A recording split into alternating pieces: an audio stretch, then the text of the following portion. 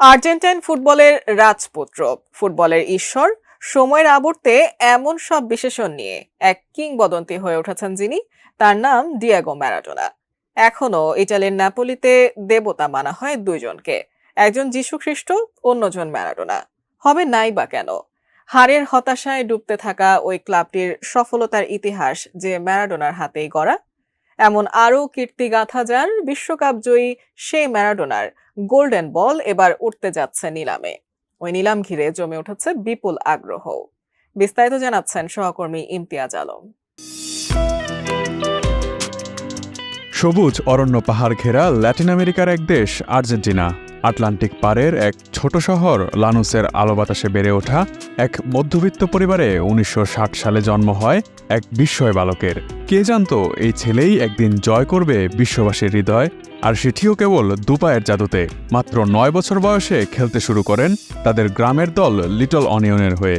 বলা হচ্ছে Argentine football কিংবদন্তি দিয়েগো ম্যারাডোনার কথা।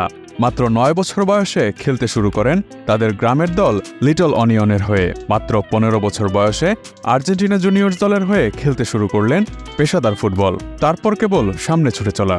মাত্র ১৬ বছর বয়সে আর্জেন্টিনার জাতীয় দলের জার্সি গায়ে উঠল। তারপরের গল্প তো সবারই জানা।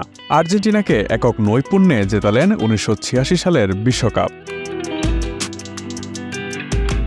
সেই আর্জেন্টাইন ফুটবল কিংবদন্তি দিয়েগো ম্যারাডোনার গোল্ডেন বল এবার নিলামে উঠতে যাচ্ছে।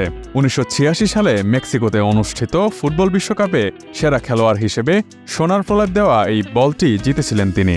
অ্যাডিডাসের তৈরি করা গোল্ডেন বল আকৃতির সেই ট্রফিটি প্যারিসে আগামী ৬ জুন নিলামে তোলা হবে। আগোটেস ইন্টারন্যাশনাল অকশন হাউস মঙ্গলবার এই তথ্য নিশ্চিত করেছে। ক্যারিয়ারের উজ্জ্বলতম সময়ে জেতা এই ট্রফিটি ফুটবলার হিসেবে ম্যারাডোনার শ্রেষ্ঠত্বের অন্যতম প্রতীক। ডিজাইন, এলিগেন্স, বিউটি, সেরা পণ্য সবার জন্য জেভিকো।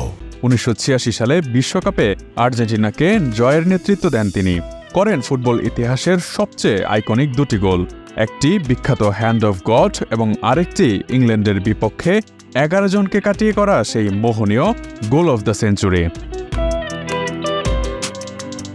প্রতিটি বিশ্বকাপের সেরা খেলোয়াড়কে অ্যাডিডাসের তৈরি করা গোল্ডেন বল ট্রফি দেওয়া হয়। ১৯৮২ সালে বিশ্বকাপে গোল্ডেন বলের প্রচলন শুরু হয়।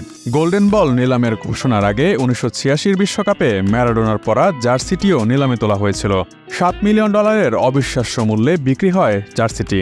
বিশেষজ্ঞদের ধারণা, আর্জেন্টাইন ফুটবল ঈশ্বরের গোল্ডেন বলটি নিলামে আরও অনেক বেশি মূল্য পাবে এবার। Imtiaz Alam, desk report, ATN news.